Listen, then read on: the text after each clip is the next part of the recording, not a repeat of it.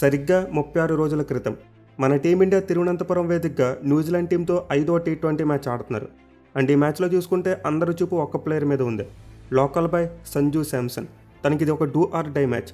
ఈ మ్యాచ్లో ఫెయిల్ అయితే సంజు శాంసన్ యొక్క టీ20 కెరియర్ ముగిసిపోతుందని చెప్పి అందరూ భావించారు.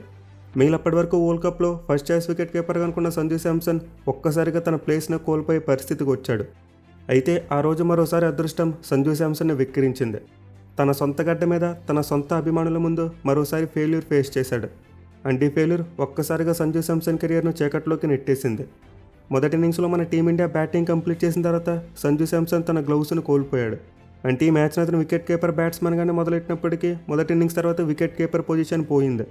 ఆ సిరీస్లో అద్భుతంగా రాణించిన ఇషాన్ కిషన్ను మన టీమిండియా ఫస్ట్ చాయిస్ వికెట్ కీపర్గా నామినేట్ చేసుకున్నారు. సో దీంతో సంజు శాంసన్ గుండె ముక్కలయ్యింది, తన కలలు చెదిరిపోయాయి.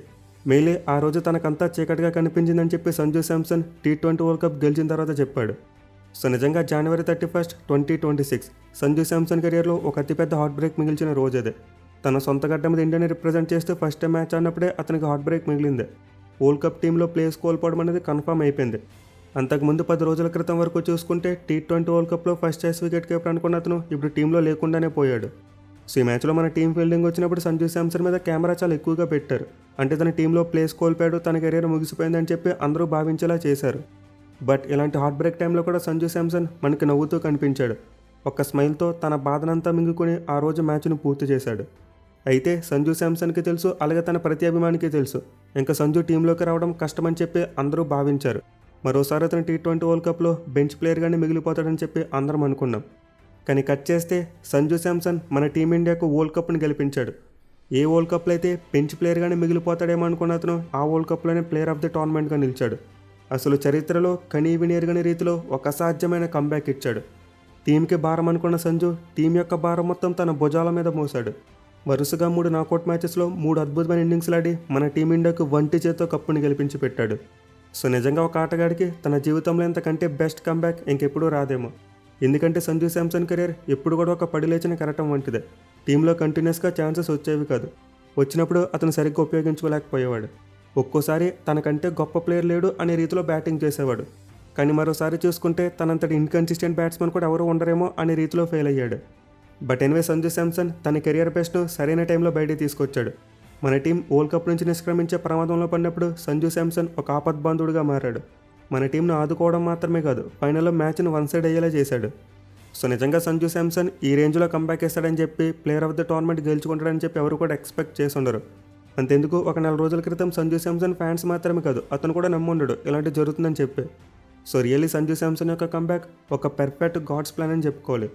అసలు వరల్డ్ కప్ టీం ప్లేయింగ్ లెవెన్లో ఉన్నాడు అనుకున్న అతను సడన్గా సూపర్ 8 టీంలోకి వచ్చాడు. అది కూడా మన టీం కష్టాలు ఉన్నప్పుడే జట్టులోకి చేరాడు. ఇంకొక మ్యాచ్ ఓడిపోయినా సరే మన టీమిండియా ఇంటికి వెళ్ళిపోద్ది. స్వదేశంలో ఘోర పరాభవం ఎదురవుతుంది. మెయిన్లీ సంజు టీంలోకి రాకముందు వరకు మన టీమిండియా టాప్ ఆర్డర్ నుంచి ఎక్కువ రన్స్ వచ్చేవి కాదు. బాగా రాణిస్తాడనుకున్న అభిషేక్ శర్మ అనూహ్యంగా ఫెయిల్ అయ్యాడు. అండ్ 1 డౌన్లో బ్యాటింగ్ వచ్చిన తిలక్ వర్మ చూసుకున్న అనుకున్న రీతిలో పెర్ఫామ్ చేయలేకపోయాడు. టాప్ ఆర్డర్ భారం మొత్తం ఇషాన్ కిషాన్ మీదే పడింది.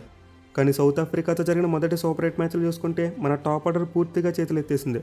ఒక్క ఆటగాడు కూడా సరిగ్గా ఆడలేకపోయాడు. దీంతో మిడిల్ ఆర్డర్ కుప్పకూలింది. మన టీమిండియా ఒక ఘోర పరాభవాన్ని మూటగట్టుకుంది. సో ఆ రోజు ఆ మ్యాచ్లో మన టీమిండియా ఓడిపోయిందని చెప్పి చాలా బాధపడ్డాం. ఎన్నో అంచనాల మధ్య బరిలోకి దిగిన టీం ఎంత ఘోరంగా ఓడిపోవడం ఏంటని చెప్పి అందరం ఫ్రస్ట్రేట్ అయ్యాం.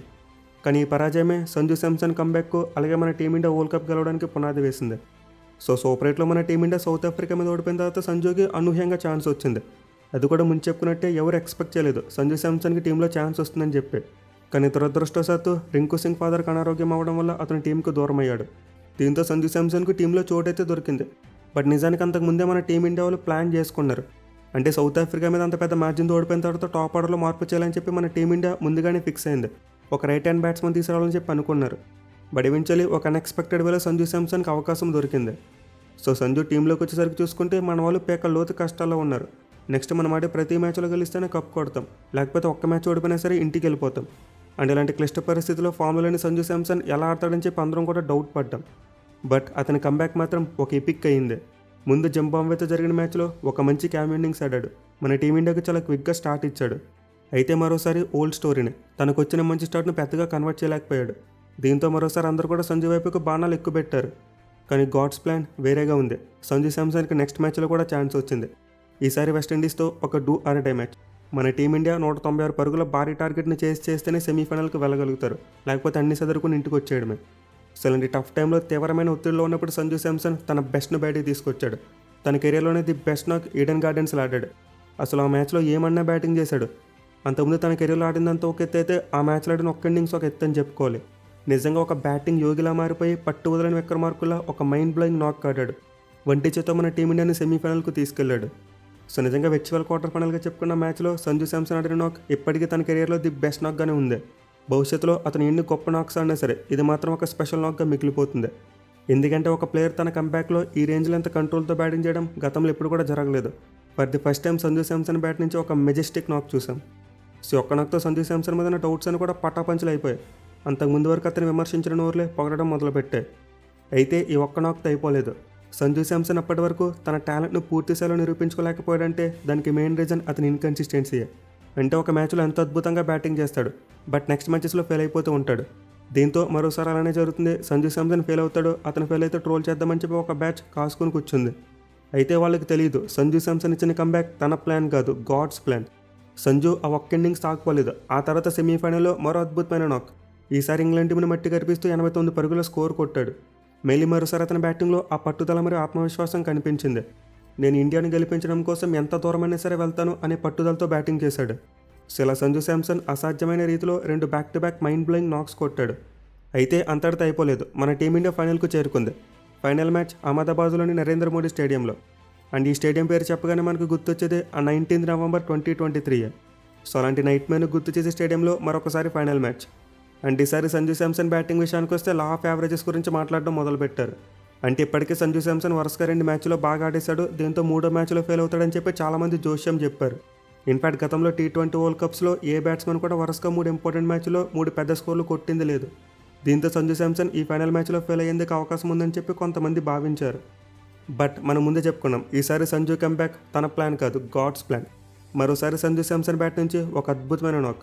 ఎగ్జాక్ట్లీ వెస్టిండీస్ టీం మీద ఎలాంటి మెచ్యూరిటీ మరియు టెంపర్మెంట్ చూపించి బ్యాటింగ్ చేశాడో సేమ్ అదే ఫైనల్ మ్యాచ్లో డిటో దింపేశాడు.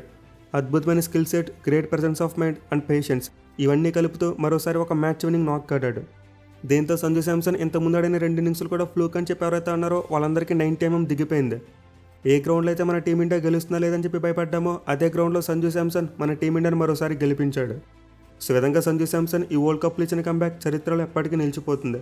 అసలు వరల్డ్ కప్ టీంలోనే ప్లేస్ కష్టం అనుకున్న ఒక ప్లేయర్ టీంలోకి రావడం ఏంటి, ఇలా వరుసగా 3 అద్భుతమైన నాక్స్ కొట్టడం ఏంటి. మరీ ముఖ్యంగా 3 నాక్స్ అప్పుడు కూడా అతనికి సెంచరీ కొట్టే అవకాశం ఉంది. కానీ అయినా కానీ అతను పర్సనల్ మైల్ స్టోన్ గురించి ఎక్కడ కూడా థింక్ చేయలేదు. నేను సెంచరీ కోసం స్లోగా ఆడితే నా టీం నష్టపోతుందని చెప్పి భారీ షాట్లకు వెళ్ళిపోయాడు. మరీ ముఖ్యంగా సెమీఫైనల్ మరియు ఫైనల్లో తనకి చాలా ఈజీగా సెంచరీ కొట్టే అవకాశం కనిపించింది. చాలా ఓవర్లు మిగిలి ఉన్నాయి. అయినా కానీ సంజు శాంసన్ తన పర్సనల్ మైల్ స్టోన్ కోసం ఎక్కడ కూడా థింక్ చేయలేదు. టీం గెలిపే తన గెలుపు అనుకున్నాడు. నిస్వార్థంతో తన బ్యాటింగ్ని కంటిన్యూ చేశాడు. సో మొత్తం T20 వరల్డ్ కప్లో సంజు శాంసన్ 5 మ్యాచ్లో బ్యాటింగ్ చేసి 321 పరుగులు సాధించాడు. అండ్ ఇందులో మనం 3 బ్యాక్ టు బ్యాక్ క్లచ్ నాక్స్ చూసాం. Overall average 80.25, strike rate 199.38. మరి ముఖ్యంగా సంజు తన కంబ్యాక్లో సిక్సర్లతో రెచ్చిపోయాడు. ఏకంగా 24 సిక్స్లు కొట్టాడు 5 మ్యాచ్ల్లో. మీలో ఒక బ్యాట్స్మెన్ ఒక T20 వరల్డ్ కప్ ఎడిషన్లో ఇన్ని సిక్స్లు కొట్టడం ఇదే ఫస్ట్ టైం. సంజు శాంసన్ చాలా సింపుల్గా ఈ రికార్డుని క్రియేట్ చేశాడు. అంతేకాదు తన పెర్ఫార్మెన్స్కి వరల్డ్ కప్లో player of the tournament award గెలుచుకున్నాడు. ఇదైతే అసలు ఎక్స్పెక్ట్ చేయండి. ఒక 4 రోజుల క్రితం సంజు శాంసన్ ఈ విధంగా పెర్ఫామ్ చేస్తాడు, player of the tournament award గెలుచుకుంటాడని చెప్పి తన ఫ్యాన్స్ దగ్గరికి వెళ్ళి చెప్పినా సరే నమ్మరు. ఎందుకంటే ఇప్పుడు సంజు శాంసన్ పరిస్థితి అలాంటిది. తన సొంత క్రౌడ్ ముందే టీంలో ప్లేస్ కోల్పోయాడు. వికెట్ కీపింగ్ బాధ్యతలు తను చేజారిపోయాయి. బట్ జస్ట్ 1 మంత్ గ్యాప్లో ఇప్పుడు సంజు శాంసన్ కెరీర్ ఒక రూపురేఖలు మారిపోయాయి. ప్రజెంట్ మన టీమిండియాకు ఒక మోస్ట్ వాల్యుబుల్ ప్లేయర్లో తయారయ్యాడు. పైగా వరల్డ్ కప్ గెలిచిన తర్వాత సంజు శాంసన్ ఒక మాట చెప్పాడు, టీంలో నా తోటి ప్లేయర్స్ నాకు కాంపిటీషన్ పెట్టినప్పుడు నేను సరిగ్గా ఆడలేకపోయాను. కానీ ఇప్పుడైతే నా టీం కష్టాల్లో పడింది, నా కాంపిటీషన్ అపోనెంట్ టీం అయ్యారో అప్పుడు నాలో ఉన్న బెస్ట్ బయటకు వచ్చిందని చెప్పాడు. అంటే దీన్ని బట్టి సంజు శాంసన్ ఎంత గొప్ప క్లచ్ ప్లేయర్ మనం అర్థం చేసుకోవచ్చు. పేటీఎం ట్రోఫీలు ఆడినప్పుడు, బయలాటరల్ సిరీస్లో ఆడినప్పుడు తనలో ఉన్న బెస్ట్ బయటకు రాలేదు.